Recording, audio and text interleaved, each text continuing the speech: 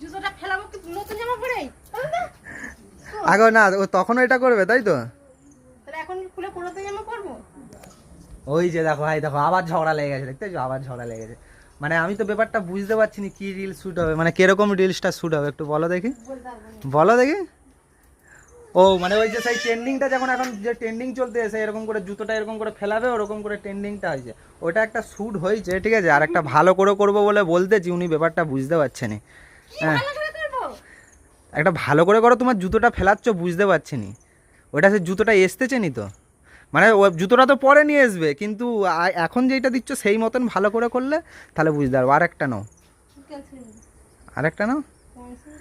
ওই যে আমি ভিডিও করতেছি বলে ক্যান্সেল করো।